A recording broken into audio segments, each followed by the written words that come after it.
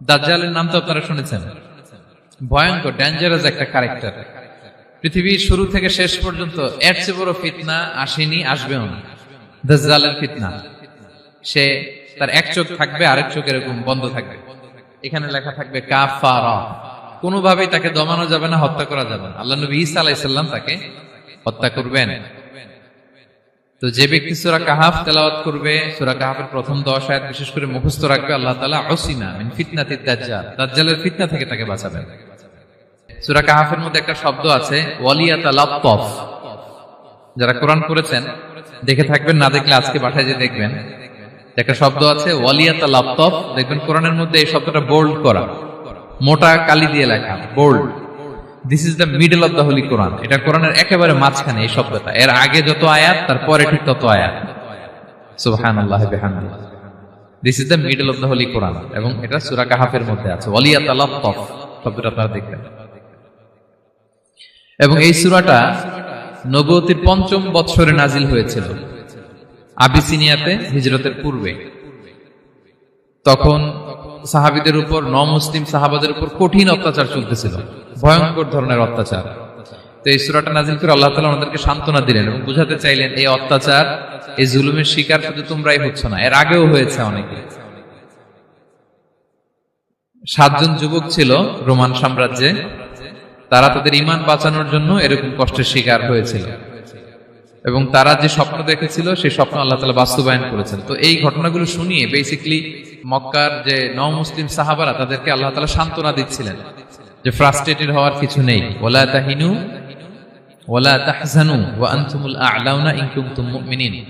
হতাশ হবে না, চিন্তিত হবে না, বিজয় তোমাদেরই হবে যদি তোমরা মুমিন হও, যদি তোমরা বিশ্বাসী হও, তোমাদের ঈমানের দাবিতে যদি তোমরা সত্যবাদী হও। এই সূরাটা নাজিলের একটা প্রেক্ষাপট আছে। মক্কার কুরাইশরা কোনোভাবেই যখন রাসূল সাল্লাল্লাহু আলাইহি ওয়াসাল্লামকে দমাতে পারছিল না, তখন তারা প্ল্যান করলো যে আমরা মদিনাতে যে মদিনার ইহুদিদের কাছ থেকে কিছু জেনে আসি। কারণ মক্কাবাসীদের নবী, রাসূল, ওহী, আখিরাত এগুলোর ব্যাপারে কোনো ধারণা ছিল না।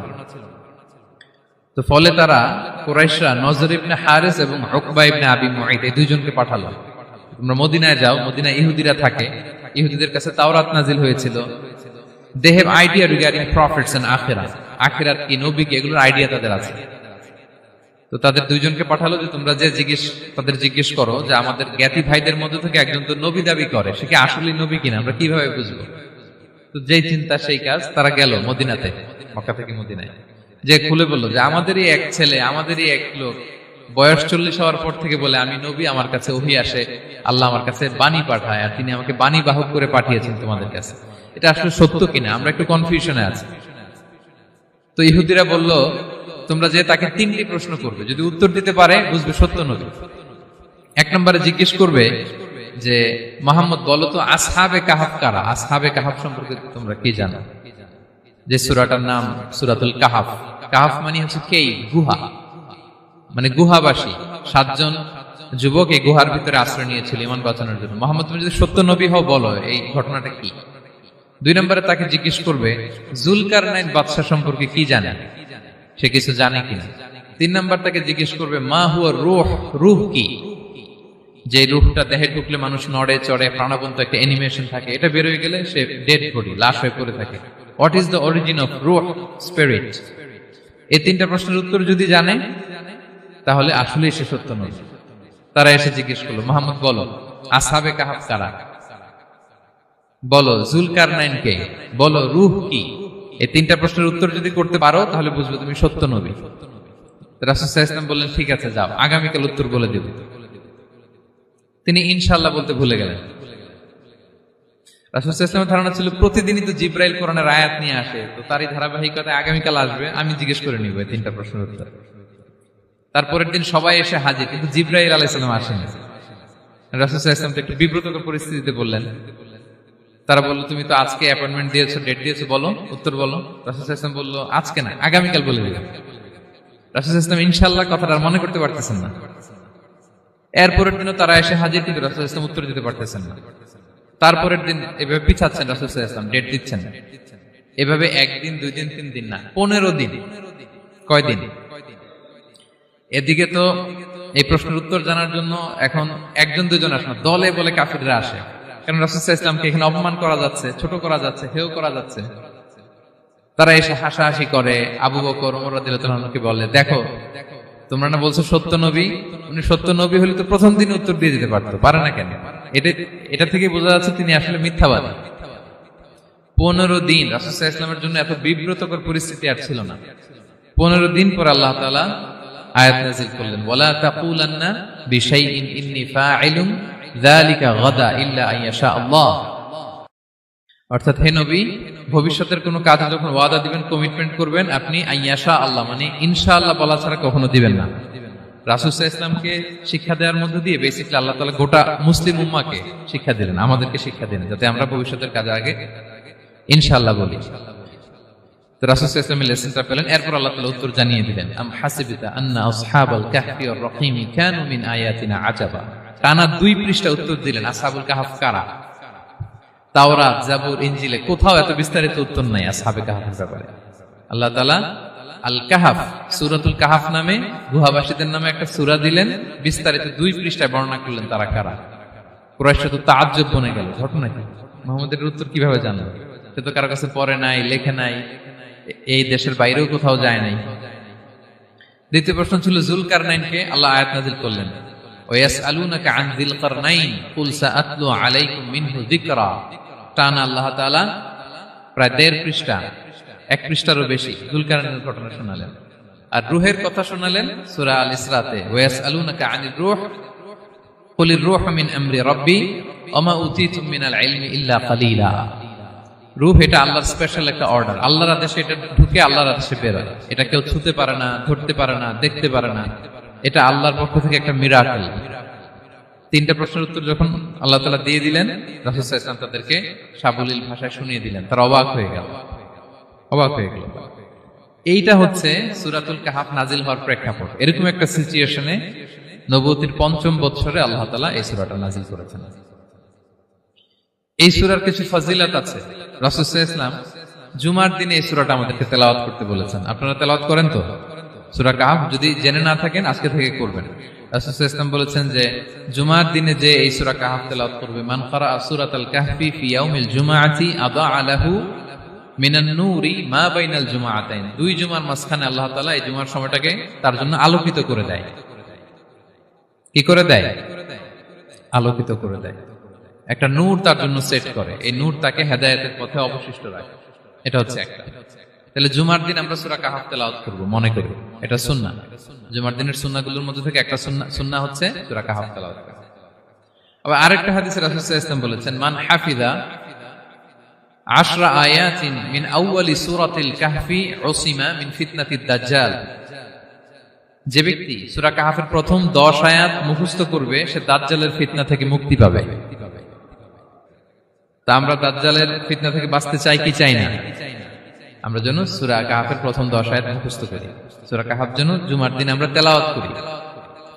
So now the question arises, what is the relationship of Suratul Kahf with Dajjal? দাজ্জালের সাথে সূরা কাহফের রিলেশনটার কারণ কি? একটা মেকানিজম তো এখানে আছে। এত সূরা থাকে, রাসূল সাল্লাল্লাহু আলাইহি ওয়াসাল্লাম কেন বলেন যে সূরা কাহফ পড়লে দাজ্জালের ফিতনা থেকে বাঁচবে? কারণটা কি? এর কারণ হচ্ছে দাজ্জাল আমাদেরকে যে সমস্ত জিনিস দিয়ে ফিতনায় ফেলবে, ওই ফিতনাগুলোর সলিউশন আল্লাহ তাআলা সূরা কাহফের ভিতরে রেখে দিয়েছেন। দাজ্জাল 4টা জিনিস দিয়ে আমাদেরকে ফিতনায় ফেলবে। That's trial of faith, 1 number. ঈমানের পরীক্ষা সে আমাদেরকে ফেলবে, আমাদের বিশ্বাস নিয়ে ছিনিমিনি খেলবে সে। এটার সলিউশন আছে সূরা কাহফ, আমি বলবো আস্তে আস্তে। 2 নম্বরে দাজ্জাল আমাদেরকে ফিতনায় ফেলবে, দ্য ট্রায়াল অফ ওয়েলথ, সম্পদ দিয়ে সে আমাদেরকে ফিতনায় ফেলবে। 3 number the trial of knowledge, জ্ঞান দিয়ে সে আমাদেরকে ফিতনায় ফেলবে। 4 number the trial of power, ক্ষমতা দিয়ে সে আমাদেরকে ফিতনায় ফেলবে। দাজ্জাল 4টা জিনিস দিয়ে আমাদেরকে পরীক্ষায় ফেলবে। কয়টা? 1 হচ্ছে ঈমানি পরীক্ষা, 2 হচ্ছে সম্পদ দিয়ে পরীক্ষা, 3 হচ্ছে জ্ঞান দিয়ে পরীক্ষা, 4 হচ্ছে ক্ষমতা দিয়ে পরীক্ষা। সে ঈমানের পরীক্ষায় আমাদেরকে ফেলবে। সে এসে বলবে আমি তোমার রব, এবং এটা প্রমাণ করার জন্য যা যা দরকার আল্লাহ তাআলা তাকে সব দিবেন। সে সব করতে পারবে। সে বলবে আমি তোমার রব। যদি বিশ্বাস না হয় তোমার বাবাকে যদি জীবিত করে বিশ্বাস করবে? অনেকে বলবে হ্যাঁ আমার আব্বাকে জীবিত করে দেখান। তো তার বাবাকে ঠিকই সে জীবিত করে ফেলবে। আসলে শয়তান তার বাবার সুরাত নিয়ে সামনে দাঁড়াবে।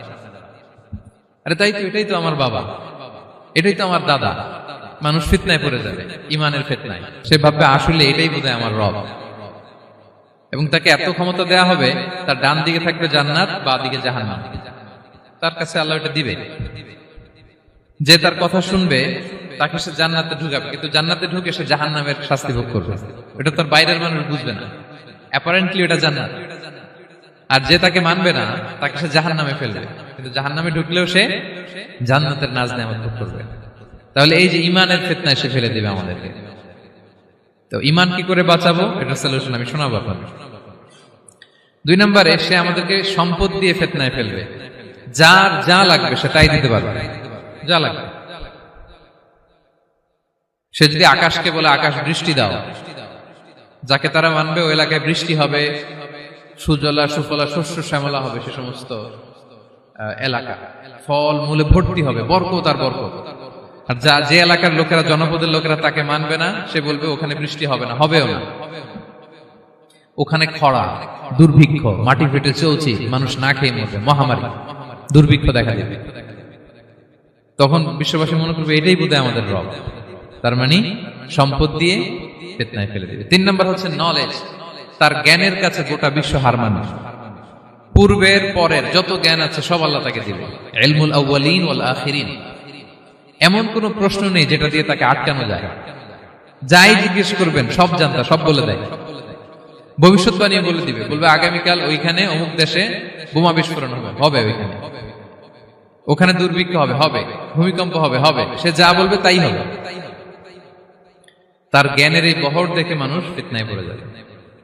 4 নম্বর হচ্ছে দ্য ট্রায়াল অফ পাওয়ার, ক্ষমতা। তার ক্ষমতার সামনে সবকিছু একেবারে ছিন্ন বিচ্ছিন্ন হয়ে যাবে, এত ক্ষমতা হবে তার। সে যেমনটি বলবে তেমনটি করতে হবে। বাতাসের চেয়ে দ্রুত বেগে সে এক দেশ থেকে আরেক দেশে চলে যাবে। তো তার এই সমস্ত অলৌকিক ক্ষমতা দেখে মানুষ ফিতনায় পড়ে যাবে। এবং এই ফিতনা, এই পরীক্ষার মুহূর্তগুলোতে মানুষ কিভাবে নিজেকে ধরে রাখবে তার সলিউশন আল্লাহ তাআলা সূরা কাহফে দিয়েছেন। এই 4টা ফিতনা থেকে বাঁচার জন্য আল্লাহ সূরা কাহফে 4টা ঘটনা উল্লেখ করেছেন। কয়টা? 1 নাম্বার হচ্ছে আসহাবে কাহফ, যুবকদের ঘটনা, 7 জন যুবকদের ঘটনা। ঈমান কি করে বাঁচাবেন, সলিউশন ওখানে। সম্পদের ফিতনা থেকে কিভাবে নিজেকে বাঁচাবেন, এজন্য একজন বাগানওয়ালার ঘটনা আল্লাহ সেখানে বলেছেন। জ্ঞানের ফিতনা থেকে কি করে বাঁচবেন, এজন্য আল্লাহ তাআলা মুসা আলাইহিস সালাম এবং খিজির আলাইহিস সালামের ঘটনা সেখানে উল্লেখ করেছেন। আর ক্ষমতার ফিতনা থেকে কি করে বাঁচবেন এটা বোঝানোর জন্য আল্লাহ তাআলা যুলকারনাইনের ঘটনা উল্লেখ করেছেন। 4টা ফিতনা থেকে বাঁচার জন্য কয়টা ঘটনা? 4টা ঘটনা। আমরা তাহলে একটা একটা করে ঘটনা শুনি, আমরা একটু উদ্ধার করার চেষ্টা করি যে কি কি সলিউশন আল্লাহ তাআলা আমাদের বাতলে দিলেন। 1 নম্বর হচ্ছে আসহাবে কাহফের ঘটনা। এটা 250 খ্রিস্টাব্দের সময়কালে রোমান সাম্রাজ্যের একজন বাদশা ছিল, নাম দাকিয়ানুস। প্রতাপশালী বাদশা, পৌত্তলিক, মূর্তির পূজা করে। ঈসা আলাইহিস সালাম বিদায় নিয়েছেন, 200-250 বছর হলো। তো সব নবীর ধর্মই কিন্তু ইসলাম, যদিও আমরা নাসারা বলি, ইহুদি বলি, সব নবীদের ধর্মই কি ইসলাম। তো তিনি ছিলেন পৌত্তলিক, মূর্তির পূজা করত। আর তার এলাকায় কেউ যদি ঈসা আলাইহিস সালামের নাম নিত, আখিরাতে বিশ্বাস করত, আল্লাহ বিশ্বাস করত, তাদেরকে তারা পাথর মেরে হত্যা করত। এজন্য ভয়ে কেউ ঈসাই ধর্মে ঈমান আনতো না, মানে ইসলামে ঈমান আনতো না। এই রাজার ভয়ে সবাই মূর্তির পূজা করত। কিন্তু 7 জন যুবক ছিল, তারা স্রোতে গা ভাসিয়ে দেয়নি। স্রোতের বিপরীতে তারা ঈমান নিয়ে দাঁড়িয়েছে। তারা ঈসা আলাইহিস সালামের রেখে যাওয়া সত্য ধর্মের উপর ঈমান এনেছিল, আখিরাতে তারা বিশ্বাস করত। তো এই 7 জন যুবকের কথা ছড়াতে ছড়াতে রাজা দাকিয়ানুসের কাছে চলে যায়। উনি তো রেগে মেগে আগুন, ডেকে পাঠালো 7 জনকে। তাদেরকে জিজ্ঞেস করলো তোমরা কাকে মানো? বলতেছে এক আল্লাহকে মানি। সাহসী, খুবই সাহসী। বলতেছে তুমি কি জানো তোমরা কার সামনে কথা বলতেছো? আমি তো তোমাদেরকে মৃত্যুদণ্ড দিতে পারি। তারা বলে দেন, কিন্তু আমরা সব বিসর্জন দিলেও ঈমান বিসর্জন দিতে পারবো না। সুবহানাল্লাহ। তিনি বললেন তোমরা যুবক মানুষ, রক্ত গরম, আবেগে কথা বলতেছো, 3 দিন সময় দিলাম, যাও ঈসার নাম ভুলে যাও, আখিরাত ভুলে যাও, আল্লাহর নাম ভুলে যাও। 3 দিন পরে তোমাদেরকে আবার ইন্টারভিউ নেব। ওই দিন যদি একই কথা বলো, পাথর মেরে 7 জনকে দুনিয়া থেকে উড়িয়ে দেব। তারা চলে গেল। এবার 7 বন্ধু মিলে পরামর্শ করতে লাগলো, কি করতে পারি আমরা, এই গুণে ধরা সমাজকে আমরা কিভাবে বাঁচাবো, এই পৌত্তলিকতার ছোবল থেকে এই ইফসিস নগরীকে বাঁচাবো কি করে। নগরীটার নাম ছিল ইফসিস নগরী। বর্তমানে এটা তুরস্কের ইজমির শহরে অবস্থিত। এখনো জায়গাটা প্রত্নতাত্ত্বিকদের ওই ইয়েতে এটা সংরক্ষিত, এখনো টুরিস্টরা যায়। তো তারা বলল, আমরা ঈমান বিসর্জন দিব না, যদি আমরা ওদের কথা মেনে নিই আমরা তো মুশরিক হয়ে গেলাম, চলো আমরা এক কাজ করি, আমরা এলাকা ছেড়ে দিই। এই 7 যুবক আল্লাহর উপর ভরসা করে তারা বাড়ি ঘর আত্মীয় স্বজন সব ছেড়ে দিয়ে, লোকালয় ছেড়ে দূরে একটা পাহাড়ের ভেতরে আশ্রয় নিল। পাহাড়ের ভেতরে একটা গুহা ছিল, এই গুহা কি আরবিতে বলে আল কাহাফ। কি বলে? এই সূরার নাম কি? সূরাতুল কাহাফ। তো তাদের সাথে সাথে একটা কুকুরও যাচ্ছিল। তারা বারবার তাড়িয়ে দেওয়ার চেষ্টা করতেছিল কুকুরটাকে যাতে না যায়, কিন্তু কুকুর শুধু কান্না করে তাদের সাথে যাওয়ার জন্য ঘেউ ঘেউ করতেছিল। এই কুকুরটাকেও সাথে নিল। ভালো মানুষদের সাথে থাকলে কি হয় দেখেন, এই কুকুরের কথা, যেহেতু 7 জন ইমানদারের সাথে একটা কুকুর ছিল, এই কুকুরের কথা আল্লাহ সূরাতুল কাহাফে উল্লেখ করে দিয়েছেন। ওয়া কালবুহুম বাসিতুন যিরাআইহি বিল ওয়াসিল। তো তারা ভিতরে গেল, যে প্রচন্ড ক্লান্ত, তারা ঘুমিয়ে পড়ল। কি করলো? এই এক ঘুমে আল্লাহ 309 বছর কাটাই দিলেন। কয়শো 9 বছর? 9 বছর ঘুম, সব ঘুম, প্রচন্ড ঘুম, ঘুম যেন আর কাটে না। 309 বছর পরে এরা জাগলো। এখন খুব ক্ষুধা, ঘুমে আর মোর ভাঙতেছে, আর একজন জিজ্ঞেস করতেছে, কি লম্বা সময় ঘুম দিলাম বোধহয় আমরা? একজন বলতেছে, হ্যাঁ মনে সারাদিনই ঘুমাইছি আমরা। আরেকজন বলতেছে, না না সারাদিন না, দিনের কিছু অংশ হয়তো ঘুমাইছি। আসলে কয় বছর ঘুমাইছে? 309 বছর। তো এদিকে সভ্যতার তো চেঞ্জ। এখানে ওই দাকিয়ানুস মরে, এর ছেলে মরে, এর নাতি মরে, পুতি মরে, এখন 6ষ্ঠ নম্বর রাজা আসছে। প্রজন্মের পর প্রজন্ম তো শেষ। 309 বছরে কমপক্ষে 4-5টা জেনারেশন চেঞ্জ হবে। তো জেনারেশন চেঞ্জ হয়ে, এলাকা চেঞ্জ হয়ে, তারা যে স্বপ্ন দেখেছিল এই ইফসিস নগরীতে কালিমার পতাকা উঠবে, তাদের স্বপ্ন আল্লাহ বাস্তবায়ন করেছেন। 309 বছরের ব্যবধানে এই এলাকার সবাই মুসলিম হয়ে গেছে। আল্লাহ চাইছিলেন ওদেরকে দেখাবে এটা, যে স্বপ্নটা যে বাস্তবায়ন হয়েছে এটা দেখাবে। ঘুম থেকে উঠছে, একজনকে তারা বললো যে লুকায় লুকায় চাদর মুড়ি দিয়ে কিছু রুটি নিয়ে আসো বাজার থেকে, যাতে তোমাকে না চিনে। চাদর মুড়ি দিয়ে যাও। কিছু পয়সা ছিল, মুদ্রা দিয়ে দিস। তো সে যে যখন দোকানদারের কাছ থেকে রুটি নিয়েছে আর মুদ্রা দিছে, দোকানদার বলে, এই মুদ্রা কোত্থেকে আসলো? 309 বছর আগে মালয়েশিয়াতে রিঙ্গিট ছিল কিনা জানি না, যেভাবে ওরা ট্রানজাকশন করতে পারে, যেটা ছিল ওইটা যদি এখন কেউ দেয়, রাজধানী বিলাসে খাবার পাওয়া যাবে? হ্যাঁ।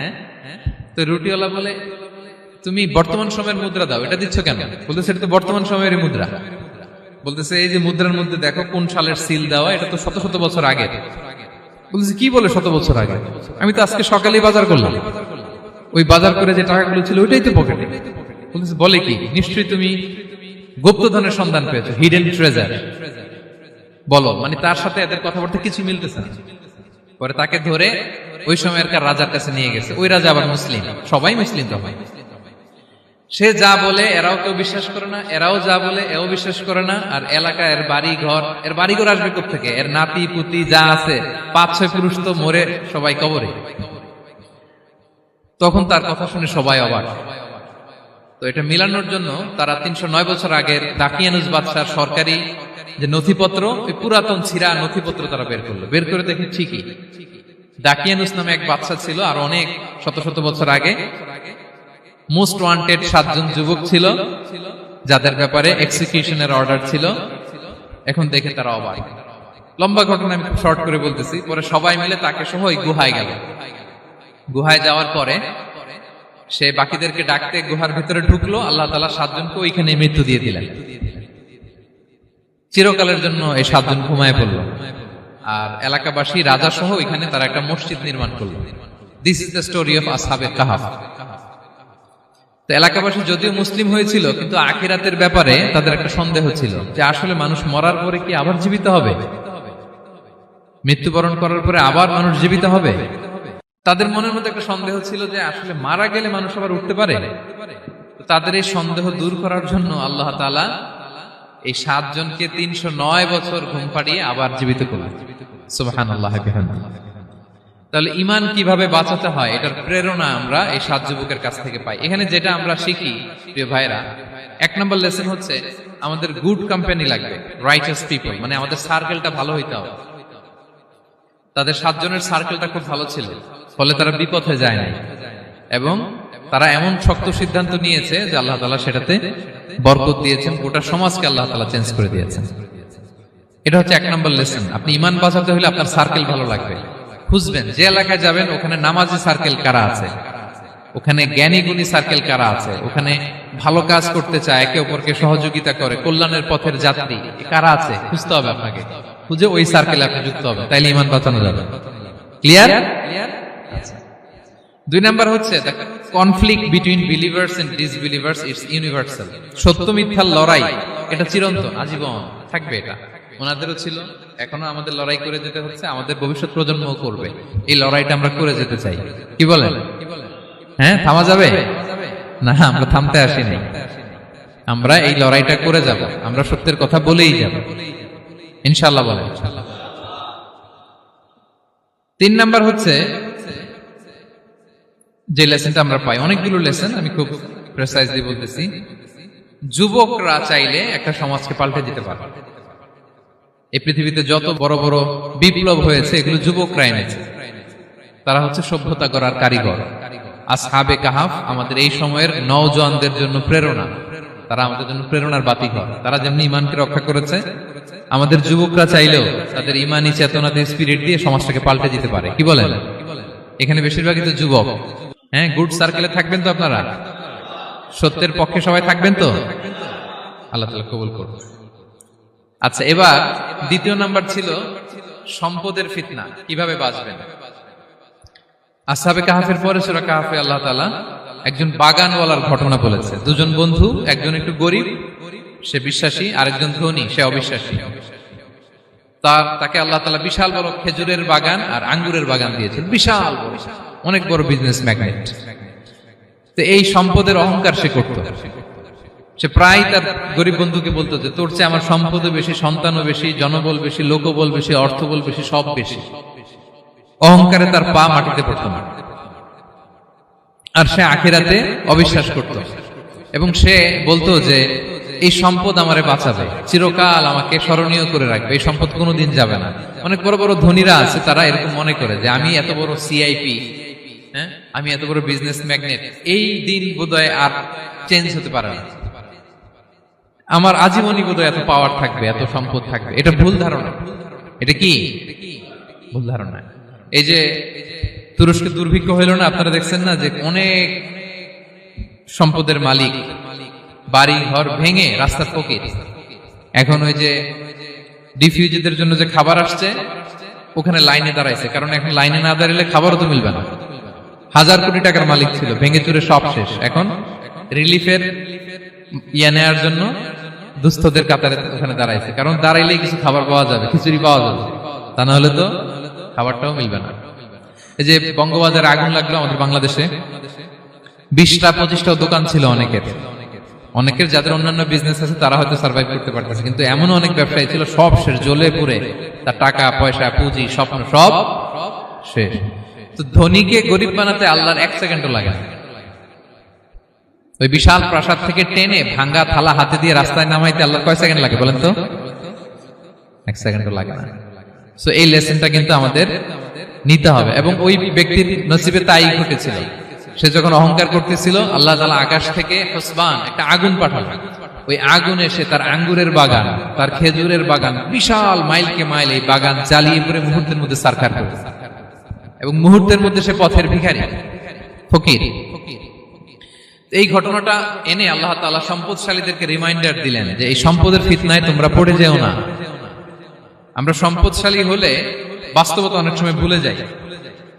সূরাতুল হুমাজাতে আল্লাহ তাআলা বলেন ইয়াহসাবু আন্না মালাহু আখলাদা। সম্পদশালীরা মনে করে এই সম্পদ আমাকে চিরকাল বাঁচিয়ে রাখবে, চিরকাল বোধহয় এই সম্পদ আমার হাতে থাকবে। না, এটা হাতের ময়লা, আজ আছে কাল নাই, যে কোনো সময় চলে যেতে পারে। এটা হচ্ছে ম্যাটেরিয়ালিস্টিক আউটলুক, বস্তুবাদী চিন্তা থেকে এই আমাদের ধনী ভাইদের এই সমস্যাটা হয়। ভোগবাদী চিন্তার প্রভাব আর কি। সম্পদ যখন হাতে থাকে ধরাকে সরাজ্ঞান করে, মনে করে যে সবই আমার কন্ট্রোলে। না, আপনারে ওই গরিবের কাতারে আনতে, ওই রিলিফের সম্পদ নেয়ার জন্য ওই লাইনে দাঁড় করাইতে আল্লাহর 1 সেকেন্ডও লাগে না। এটা খেয়াল রাখতে হবে। আমরা যখন প্রাইভেট কারে চড়ি, মাঝে মাঝে অনেকে এসে হাত পাতে, এদেরকে ছোট করা যাবে না। গল্পটা আল্লাহ ভিন্ন করতে আল্লাহর 1 সেকেন্ডও লাগে না। ওইদিকে আমি দাঁড়ায় হাত পাততাম আর উনি প্রাইভেট কারে বসে থাকতো। আল্লাহ চাইলে এরকম করতে পারতেন না? পারতেন। তো এখান থেকে আমাদের জন্য শিক্ষা হচ্ছে, সম্পদ এটা ক্ষণস্থায়ী, আজ আছে কাল নাই।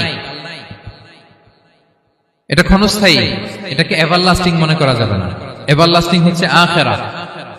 ওয়ালাল আখিরাতু খায়রুল লাকা মিনাল উলা, আখিরাত তোমার জন্য দুনিয়ার চেয়ে শ্রেষ্ঠ। এবং আল্লাহ তাআলা দৃষ্টান্ত একটা দিয়েছেন যে দুনিয়ার জীবনটা হচ্ছে কামা, ওই পানির মতো যেটা আনজালনাহু মিনাস সামা, আকাশ থেকে নাজিল করেছি। ওই পানি ক্ষেতের মধ্যে পড়ে ফসল, ফুল ফসল হয়েছে। এরপরে যখন ফসল কাটা হয়, ওই ক্ষেত খামার এগুলো তৃণলতা হয়ে যায়, ভুসির মতো হয়ে যায়। তখন বাতাসের ঝাপটায় একবার এদিকে যায়, একবার ওদিকে যায়। অনেক লম্বা উপমা, আমি সংক্ষেপে বললাম। তো শেষ আউটপুটটা হচ্ছে এটা, সম্পদ এটা মুহূর্তেই চলে যেতে পারে। সম্পদ উপার্জন জায়েজ আছে, মুসলিমরা সম্পদ উপার্জন করতে পারবে, কোনো অসুবিধা নাই। আপনি যদি ধনী হন এটা ভালো, ফলে আপনি যাকাত দিতে পারবেন, অসহায় দুস্থদের সহায়তা করতে পারবেন, কন্ট্রিবিউট করতে পারবেন। আপনি সম্পদ হাতের মুঠোয় নেবেন, কন্ট্রোল করবেন, কিন্তু এই দিকে স্থান দিবেন না। দ্যাটস ইট, তাহলেই হবে। আমরা সম্পদ কি করতে পারবো? উপার্জন করতে পারবো, কিন্তু হৃদয়ে স্থান দিতে পারবো না। হৃদয়ে স্থান থাকবে আখিরাতে। এই মাইন্ডসেট যদি আপনি গড়ে তোলেন, তাহলে সম্পদের ফিতনা আপনি কখনো পড়বেন না। এই পয়েন্টটা কি ক্লিয়ার সবার? ক্লিয়ার। 3 নাম্বার ফিতনা ছিল কিসের ফিতনা দেখি কে বলতে পারে? প্রথমটা হচ্ছে বিশ্বাস বা ঈমানের ফিতনা, 2 নাম্বার হচ্ছে সম্পদের ফিতনা, 3 নাম্বার জ্ঞানের ফিতনা। জ্ঞানেরও কিন্তু ইলমেরও একটা গরম আছে। যার ইলম আছে তার মধ্যে এই সমস্যাটা কাজ করে। সেটার জন্য আল্লাহ তাআলা মুসা আলাইহিস সালাম, খিজির আলাইহিস সালামের ঘটনা বলেন। আমি খুব সংক্ষেপে বলবো, সময় কম। মুসা আলাইহিস সালাম হচ্ছে বনি ইসরাইলের নবী, আর খিজির আলাইহিস সালাম কেউ বলেছেন নবী, কেউ বলেছেন আল্লাহর ওলি। আসলে আরবিতে ওনার নাম খদির, আমরা বাংলায় বলি খিজির। খদির মানে সবুজ। উনি যে কোনো জায়গায় বসলে ওখানে মরা গাছ, লতা পাতা এগুলো সবুজ হয়ে যেত। অনুর্বর এলাকার উপর দিয়ে হেঁটে গেলে ওটা উর্বর হয়ে যেত। তো মুসা আলাইহিস সালাম একবার ওয়াজ করতেছেন এইভাবে বনি ইসরাইলের সামনে, খুতবা দিচ্ছেন। হঠাৎ এক লোক দাঁড়ায় বলে, ইয়া নবী আল্লাহ, মান আ'লামু ফিল আরদ, বর্তমান পৃথিবীতে সবচেয়ে জ্ঞানী কে? মুসা আলাইহিস সালাম বলেন, ফাকালা আনা, আমি। কি বললেন? উনি আসলে ভুল কিছু বলেন নাই, কারণ প্রত্যেক জামানার নবীকেই আল্লাহ তাআলা সবচেয়ে বেশি জ্ঞান দিয়ে পাঠান, কারণ তার কাছে ওহীর জ্ঞান আসে, অদৃশ্যের খবর আসে, ইলমুল গায়ব আসে। কিন্তু এই উত্তরটা আল্লাহ তাআলার পছন্দ হয় না।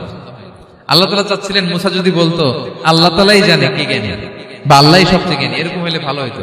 কিন্তু মুসা আলাইহিস সালাম কি বলছে? আমি। এখন প্রশ্ন করলো সবচেয়ে বড় জ্ঞানী কে? উনি কি বললেন? আমি। এই যে আমি এটাতে ঝামেলা আছে। আমি বড়, আমি জানি, আমি সব, দিস ইজ প্রবলেমেটিক। আল্লাহ এটা পছন্দ করলেন না। আল্লাহ তাআলা মুসা আলাইহিস সালামকে বললেন, মুসা তুমি যে বলছো তুমি জ্ঞানী, না তুমি জ্ঞানী না, তোমার চেয়ে বড় জ্ঞানী আছে। মুসা আলাইহিস সালাম বলে, তাই নাকি? আমার চেয়ে বড় জ্ঞানী কে? তো আল্লাহ তাআলা বললেন, ইযহাব ইলা মাজমাইল বাহরাইন, 2 সাগর বা 2 নদীর মিলনস্থলে যাও, ওখানে আমার এক বান্দা আছে তোমার চেয়েও জ্ঞানী। মুসা আলাইহিস সালাম বললেন, তাই নাকি?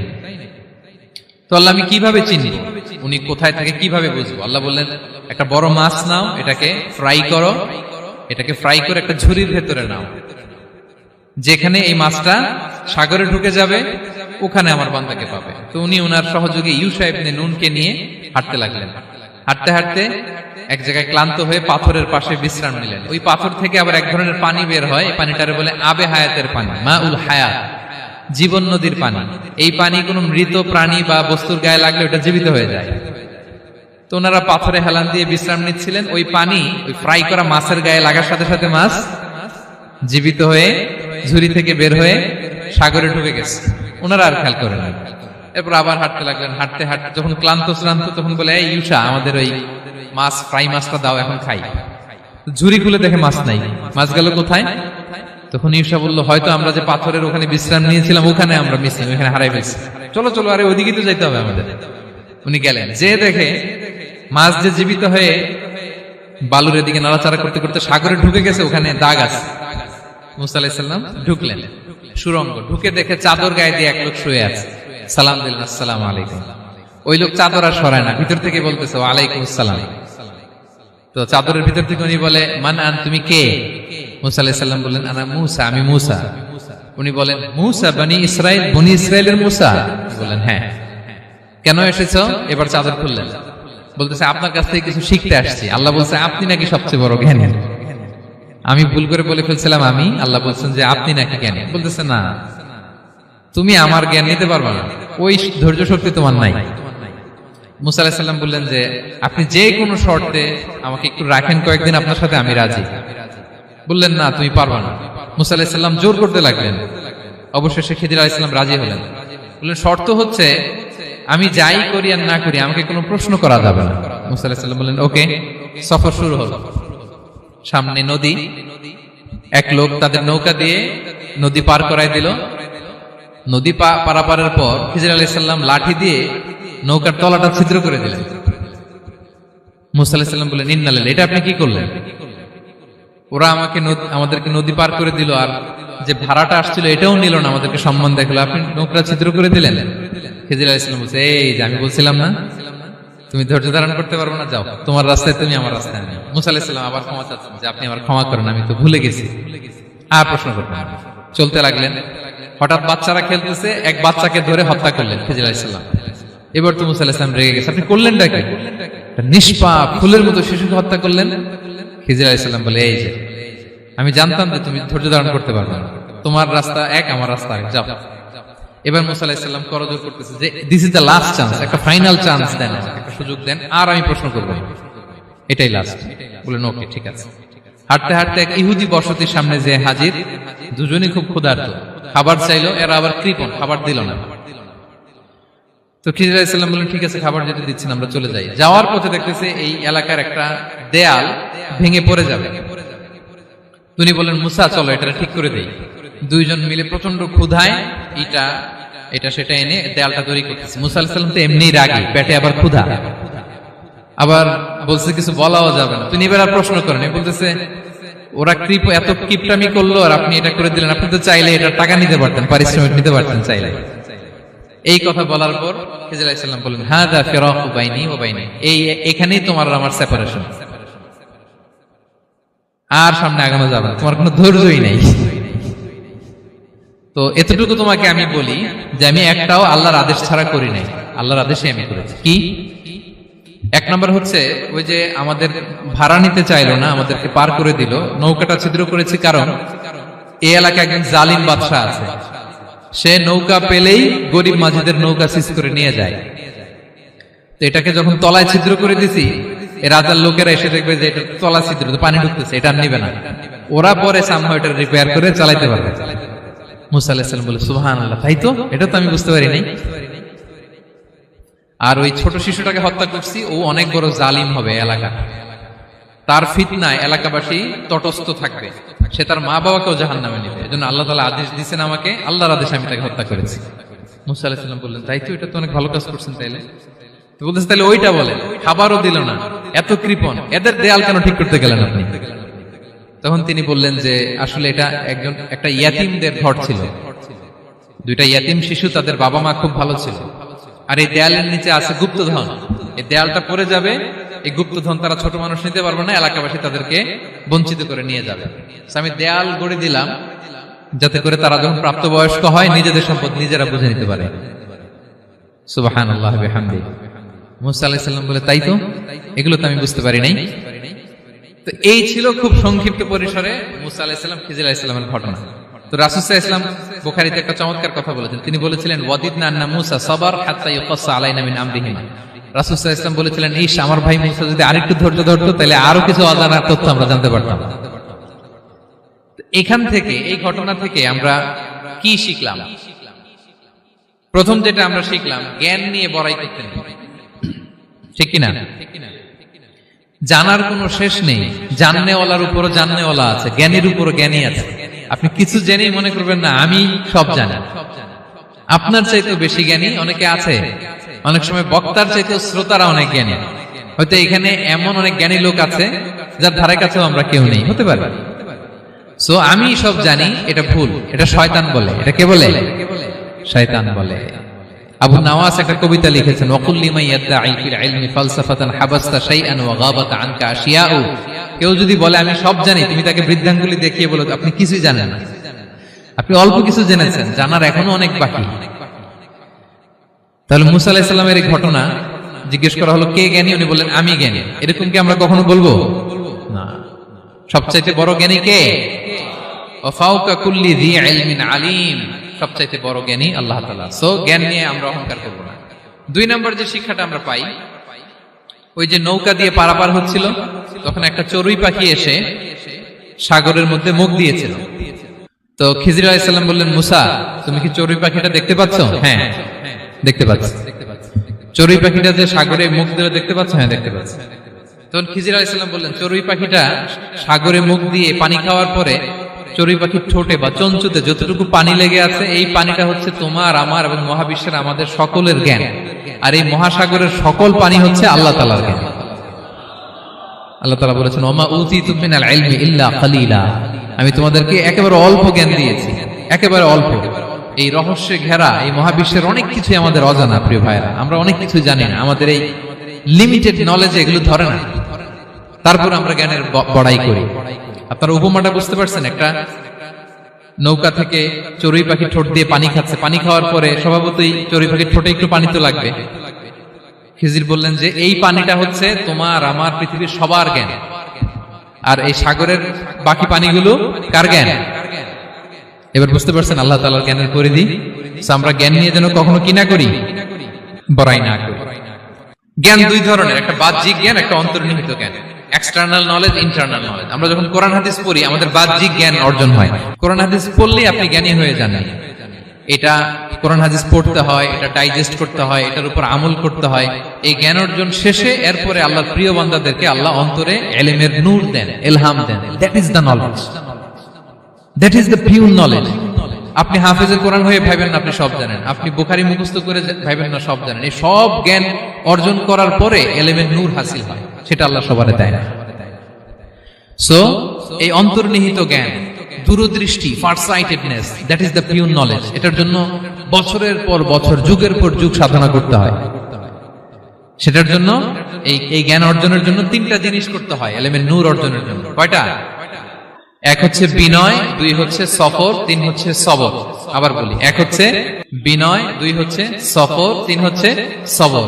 আল্লাহ তাআলা আল্লাহর নবীকে তাওরাত দেওয়ার পরেও আরো ট্রেনিং সেশন করাইছেন খিজির আলাইহিস সালামের কাছে। যাও ওনার কাছে গেলে তুমি ছোট হবা, নত হবা। জ্ঞান যদি আমি নিতে চাই আমাকে ছোট হইতে হবে।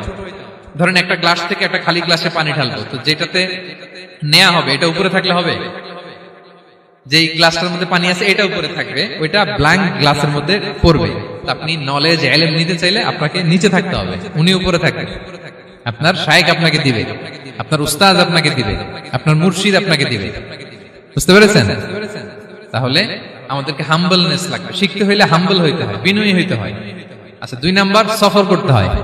এটা আল্লাহ মুসা আলাইহিস সালামকে দিয়ে করাইছেন, যাও পিছে পিছে উস্তাদের পিছে পিছে ঘুরো।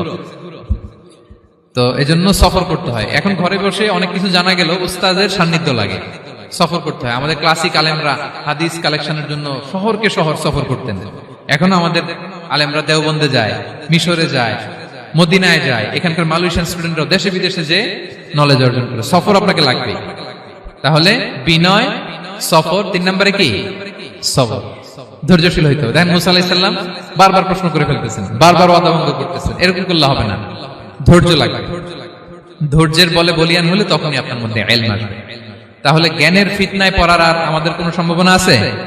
আমরা বিনয়ী হব, আমরা জ্ঞান আল্লাহর দিকে ফিরাই দেব। আমরা বলবো উনি সবচেয়ে ভালো জানেন। পারা যাবে তো ইনশাআল্লাহ? আচ্ছা, আমি একেবারে শেষ পর্যায়ে চলে আসছি, 2 মিনিটের মধ্যে শেষ করে দিচ্ছি। 3 নাম্বার ছিল কিসের ফিতনা?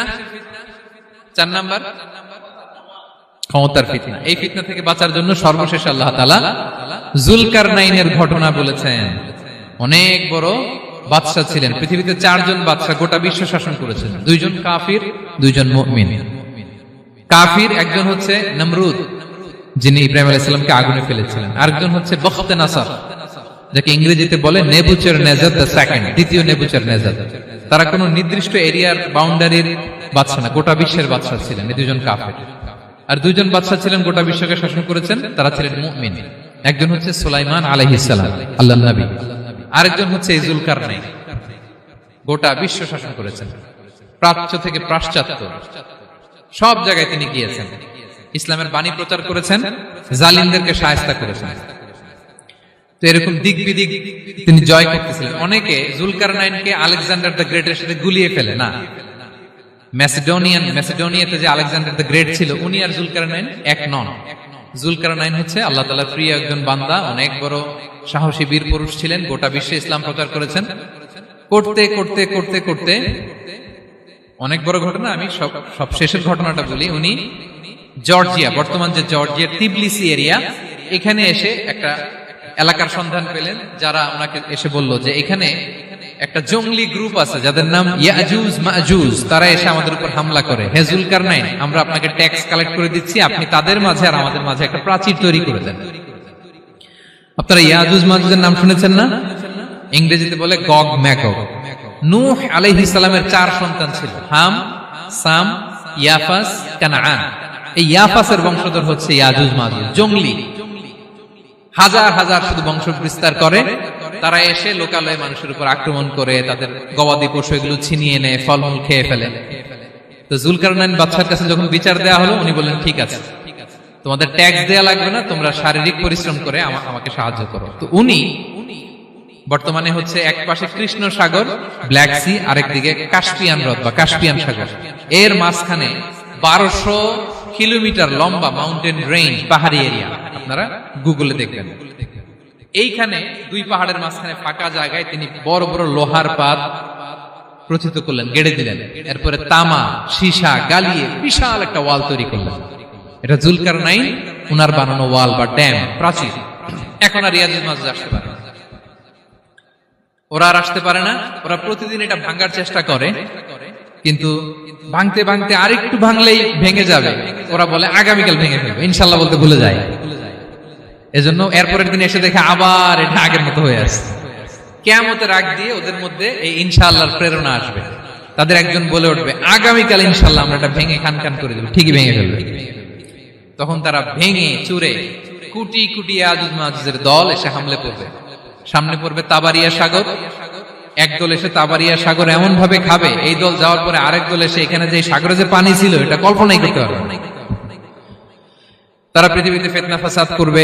ঈসা আলাইহিস সালাম তখন আসবেন, দোয়া করবে আল্লাহ তাআলার কাছে মুমিনরা, একটা মহামারী দিবে আল্লাহ তাআলা ইয়াজুজ মাজুজের মধ্যে, ওরা মরে যাবে সব। এরপর বিশাল এক পাখি এসে তাদেরকে আল্লাহর মর্জি মাফিক এমন এক জায়গায় ফেলে আসবে, কেউ জানবে না। তো তারা যে পচে গলে মাটির সাথে মিশেছিল, এই গলিত লাশ থেকে মাটি খুব উর্বর হয়ে যাবে। এরপর আল্লাহ তাআলা পৃথিবীর মধ্যে বারাকা দিবেন, কিছু রোপণ করলে তাড়াতাড়ি ফুলে ফেপে বড় বড় ফলমূল হচ্ছে। তো এটা কিয়ামতের আলামতের অন্য কোনো আলোচনায় হয়তো আমরা বলবো। তো জুলকারনাইন তিনি বিশাল এখানে প্রাচীর তৈরি করে দিয়েছিলেন, এবং প্রাচীর তৈরি করে দিয়ে তাদেরকে বলেছিলেন যে যতদিন আল্লাহ তাআলা চাইবেন এটা থাকবে, এবং যেদিন আল্লাহ তাআলার আদেশ আসবে এটা ভেঙে খান খান হয়ে যাবে। তার মানে দেখেন, এত পাওয়ারফুল, এত শক্তিশালী, এত ক্ষমতাধর হওয়ার পরেও তিনি তার ক্ষমতাকে কার দিকে ফিরিয়ে দিয়েছেন? যে আল্লাহ যতদিন চাইবে এই প্রাচীর টিকে থাকবে, যেদিনই আল্লাহ তাআলার আদেশ আসবে এই প্রাচীর ভেঙে খান খান হয়ে যাবে। সো আমরা ক্ষমতার দেখা পেলে, চেয়ার একটা পেলে, আমরা যেন জালিম হয়ে না উঠি, এটা হচ্ছে এখান থেকে শিক্ষা। আমরা যেন জুলুম না করি। উনি সম্পদের মালিক ছিলেন, ক্ষমতার মালিক ছিলেন, কিন্তু উনি যে আল্লাহর বান্দা এটা ভুলে যান নাই। আমরা যখন ক্ষমতাশীল হই, আমরা যখন প্রধানমন্ত্রী হই, আমরা যখন প্রেসিডেন্ট হই, আমরা যখন পাওয়ারফুল হই, আমাদের সবচেয়ে বড় পরিচয় যে আমরা আব্দুল্লাহ, আল্লাহর গোলাম, এটা আমরা ভুলে যাই। আমাদের আসল পরিচয় কি? আমরা আল্লাহর গোলাম। আমরা যে আল্লাহর গোলাম, এই চিন্তাটা, এই সেন্সটা যদি আমাদের মাথায় থাকে, তাহলে ক্ষমতা আমাদেরকে দাম্ভিক বানাতে পারে না, আর ওই ক্ষমতা আমাদেরকে ফিতনায়ও ফেলবে না। তাহলে সম্মানিত সুধী, দাজ্জাল কয়টা জিনিস দিয়ে আমাদেরকে ফিতনায় ফেলবে? 4টা। দ্য ট্রায়াল অফ ফেইথ, ইমানের পরীক্ষা; দ্য ট্রায়াল অফ ওয়েলথ, সম্পদ দিয়ে পরীক্ষা; দ্য ট্রায়াল অফ নলেজ, জ্ঞানের পরীক্ষা; দ্য ট্রায়াল অফ পাওয়ার, ক্ষমতার পরীক্ষা। আর ইমানের পরীক্ষায় উত্তরণের জন্য আল্লাহ তাআলা আমাদেরকে এই সূরায় আসহাবে কাহফের ঘটনা শুনিয়েছেন, যে 7 জন যুবক তারা তাদের ইমানকে হেফাজত করেছিল। সম্পদের ফিতনা থেকে বাঁচানোর জন্য আল্লাহ তাআলা আমাদেরকে এক বাগানওয়ালার কাহিনী জানিয়েছেন, যে সম্পদ পেয়ে তোমরা দাম্ভিক হয়ে যাও না, এটা আজ আছে কাল থাকবে না। জ্ঞানের পরীক্ষা থেকে আমাদের মুক্তির জন্য আল্লাহ তাআলা অনেক বড় করে আল্লাহ নবী মুসা আলাইহিস সালাম এবং খিজির আলাইহিস সালামের ঘটনা শুনিয়েছেন, আমাদের বুঝিয়েছেন যে আমাদেরকে বিনয়ী হতে হবে, জ্ঞানের জন্য সফর করতে হবে এবং সবর করতে হবে। সব শেষে আল্লাহ তাআলা ক্ষমতার ফিতনা থেকে বাঁচানোর জন্য ক্ষমতাধর, আমরা তো একটা দেশের মালিক হই এখন, অমুক দেশের প্রেসিডেন্ট, অমুক দেশের প্রধানমন্ত্রী, উনি গোটা বিশ্বের প্রতাপশালী রাজা ছিলেন জুলকারনাইন। তারপরেও উনি যে আব্দুল্লাহ, উনি যে আল্লাহর গোলাম, এটা তিনি ভুলে যাননি। তাহলে এইভাবে যদি আমরা এই ফিতনাগুলো থেকে বাঁচার চেষ্টা করি, তাহলে এই ফিতনা থেকে আমরা বেঁচে থাকতে পারবো। এবং দাজ্জাল যদি এই মুহূর্তেও আসে, সে আমাদেরকে বিভ্রান্ত করতে পারবে না। পারবে? পারবে না ইনশাআল্লাহ। ইনশাআল্লাহ বলেন। আর ভবিষ্যতের সব কাজের আগে আমরা সবসময় কি বলবো? মনে থাকবে সবার? আল্লাহ তাআলা আমাদের সবাইকে কথাগুলো বোঝার ও আমল করার তৌফিক দান করুক। হাযা মা ইনদি ওয়াল ইলমু ইনদাল্লাহ আলাইহি তাওয়াক্কালতু ওয়া ইলাইহি উনীব। ওয়াসসালামু আলাইকুম ওয়া রাহমাতুল্লাহি তাআলা ওয়া বারাকাতুহু।